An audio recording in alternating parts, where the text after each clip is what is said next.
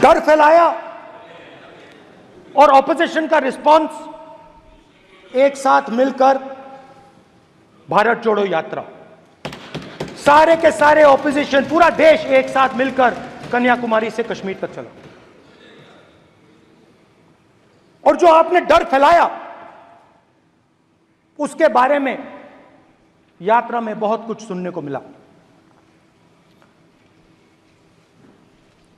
अभी तक याद है, सुबह 7 बजे 7-8 बजे की बात थी, यात्रा में चल रहे थे, एक महिला आती है, हमारे साथ चलती है, मेरा हाथ पकड़ती है और घबराई हुई सी थी। तो मैंने पूछा क्या हुआ, और मुझे कहती है मुझे मार रहा है,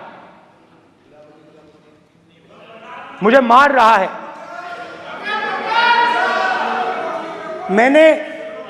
मैंने पूछा कौन मार रहा है,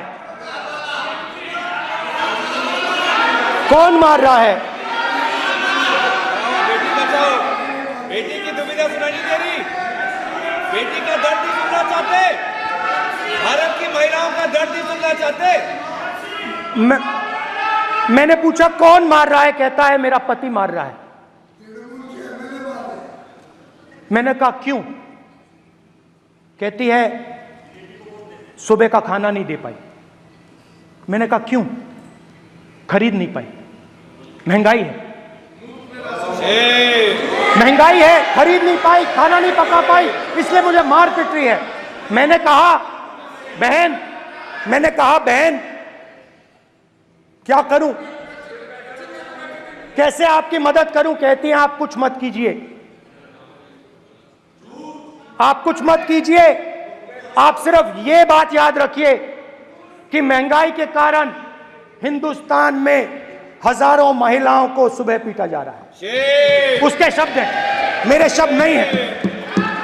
गैस सिलेंडर, महंगाई,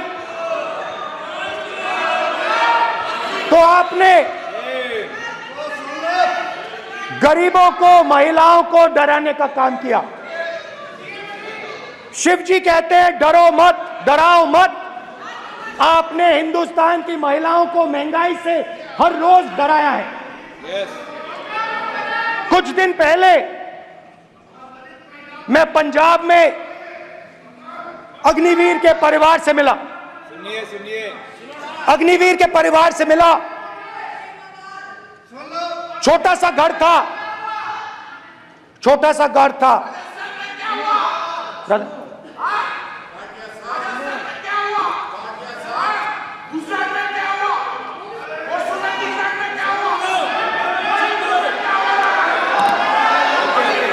ठीक है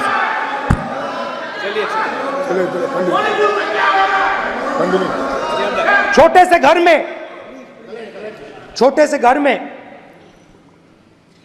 अग्निवीर शहीद हुआ, लैंडमाइन ब्लास्ट में शहीद हुआ। मैं उसे शहीद कह रहा हूं, मगर हिंदुस्तान की सरकार उसे शहीद नहीं कहती है। नरेंद्र मोदी उसे शहीद नहीं कहते हैं, नरेंद्र मोदी उसे अग्निवीर कहते हैं। उस घर को पेंशन नहीं मिलेगी, उस घर को कॉम्पेंसेशन नहीं मिलेगी, शहीद का दर्जा नहीं मिलेगा। और बेचारे बैठे हुए थे, 3 बहनें थी, एक साथ बैठी हुई थी, रो रही थी। आम जवान को पेंशन मिलेगी, जरूर दुख होगा, मगर हिंदुस्तान की सरकार आम जवान की मदद करेगी। मगर अग्निवीर को जवान नहीं कहा जा सकता। अग्निवीर यूज एंड थ्रो मजदूर है। और आप उससे कहते हो, उसको आप 6 महीने की ट्रेनिंग देते हो, 6 महीने की ट्रेनिंग देते हो। दूसरी तरफ चाइना के जवान को 5 साल की ट्रेनिंग मिलती है, राइफल लेकर उसके सामने खड़ा कर देते हो, उसके दिल में भय पैदा करते हो। एक जवान और दूसरे जवान के बीच में फूट डालते हो कि एक को पेंशन मिलेगी, एक को शहीद का दर्जा मिलेगा, दूसरे को नहीं मिलेगा। और फिर अपने आप को देशभक्त कहते हो। ये कैसे देशभक्त हैं?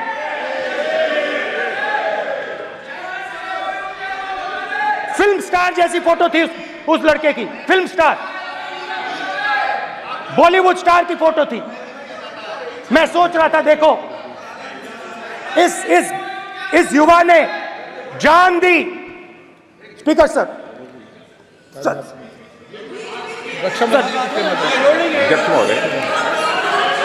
अध्यक्ष महोदय, एक आदमी सब पर भारी।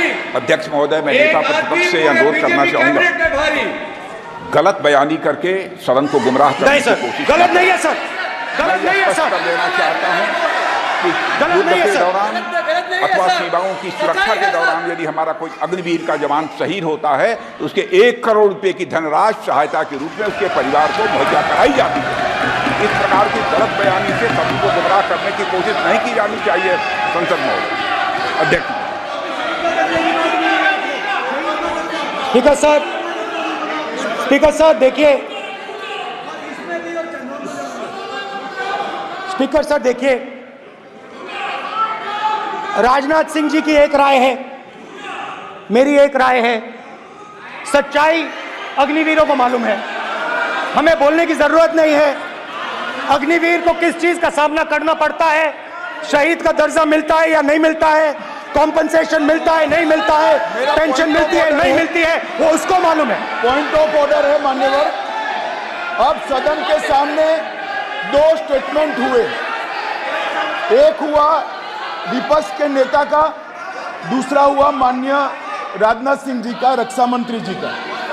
ये कहते हैं कि 1 करोड़ रुपया नहीं मिलता है। श्री राजनाथ सिंह ने अधिकृत रूप से कहा कि मारे जाने वाले अग्निवीर को जो शहीद होता है उसको 1 करोड़ रुपया मिलता है। उनको फैक्चुअल पोजीशन सदन पर रखनी चाहिए मान्यवर।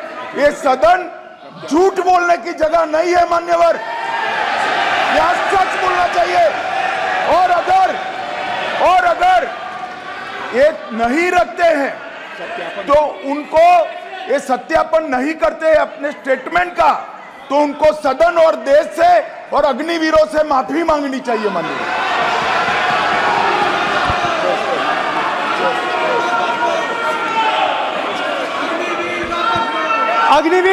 अग्निवीर की सच्चाई मैंने फ्लोर ऑफ द हाउस पे रखी है,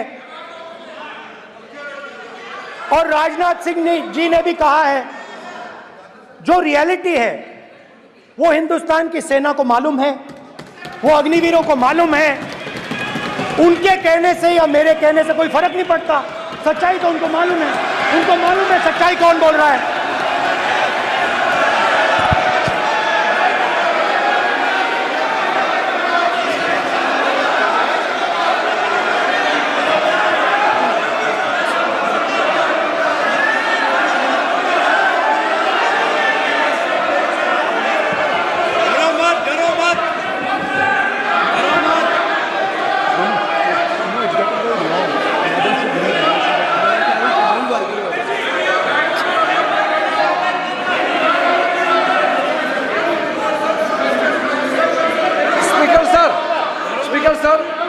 अभी मेरा छोटा सा अनुरोध है, क्योंकि सर ये विषय गंभीर है और अभी माननीय गृह मंत्री जी ने जो बात रखे हैं कि 2 स्टेटमेंट जो रक्षा मंत्री जी ने बताया सदन को और माननीय विपक्ष के नेता राहुल गांधी जी ने जो स्टेटमेंट रखा है, इसमें इन्होंने जो कहा है कि रक्षा मंत्री बोलने से क्या फर्क पड़ता है, इतना हल्का फुल्का कैसे स्टेटमेंट दे सकते हैं लीडर ऑफ ऑपोजिशन।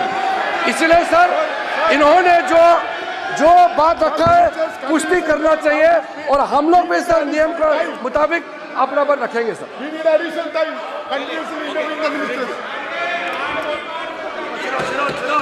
और स्पीकर सर, और स्पीकर सर, देश की सेना जानती है, पूरा देश जानता है कि अग्निवीर स्कीम सेना का स्कीम नहीं है, पीएमओ का स्कीम है। और पूरी सेना जानती है कि स्कीम प्राइम मिनिस्टर का ब्रेन चाइल्ड था, स्कीम सेना का ब्रेन चाइल्ड नहीं था। जैसे जैसे नोटबंदी की गई वैसे ही आर्बिट्री तरीके से अध्यक्ष महोदय, अध्यक्ष महोदय,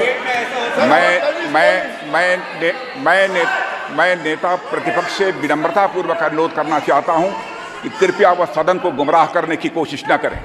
अग्निवीर योजना के संबंध में बहुत सारे लोगों से 158 ऑर्गेनाइजेशन के साथ सीधा संवाद स्थापित हुआ है, उनके सुझाव लिए गए हैं, तब यह अग्निवीर योजना लाई गई है और बहुत सोच समझकर यह योजना लाई गई है। और मैं यह भी स्पष्ट कर देना चाहता हूं, इस प्रकार की योजनाएं दुनिया के कई देशों में है, यूएस में है, यूके में है, वहां पर किसी को कोई किसी प्रकार की आपत्ति नहीं है।